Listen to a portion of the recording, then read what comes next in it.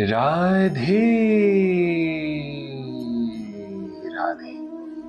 चलिए आज से हम भगवत गीता के चतुर्थ अध्याय यानी कि दिव्य ज्ञान को प्रारंभ करते हैं। और आज मैं आप सभी को बताऊंगा कि सभी लोगों के स्वामी किसे कहा जाता है।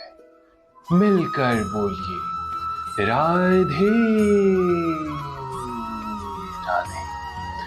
भगवान श्री कृष्ण ने कहा, मैंने इस अमर योग विद्या का उपदेश सूर्य देव विवस्वान को दिया और विवस्वान ने मनुष्यों के पिता मनु को उपदेश दिया और मनु ने इसका उपदेश इक्ष्वाकु को दिया।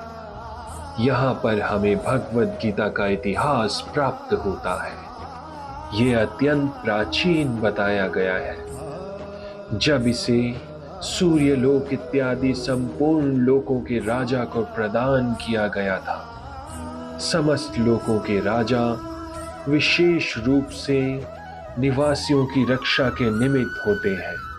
अतः राजन वर्ग को भगवत गीता की विद्या को समझना चाहिए, जिससे वे नागरिकों पर शासन कर सके और उन्हें काम रूपी भवबंधन से बचा सके। मानव जीवन का उद्देश्य भगवान के साथ अपने शाश्वत संबंध के आध्यात्मिक ज्ञान का विकास है और सारे राज्यों तथा समस्त लोकों के शासनाध्यक्षों को चाहिए कि शिक्षा, संस्कृति तथा भक्ति द्वारा नागरिकों को ये पाठ पढ़ाए। दूसरे शब्दों में सारे राज्यों के शासनाध्यक्ष कृष्ण भावनामृत विद्या का प्रचार करने के लिए होते हैं, जिससे जनता इस महाविद्या का लाभ उठा सके और मनुष्य जीवन के अवसर का लाभ उठाते हुए सफल मार्ग का अनुसरण कर सके।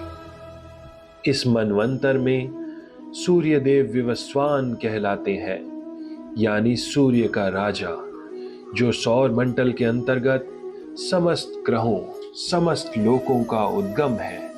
ब्रह्म संहिता में भी कहा गया है। ब्रह्मा जी ने कहा, मैं उन श्री भगवान गोविंद की पूजा करता हूँ जो आदि पुरुष हैं और जिनके आदेश से समस्त लोकों का राजा सूर्य प्रभुत शक्ति तथा ऊष्मा धारण करता है।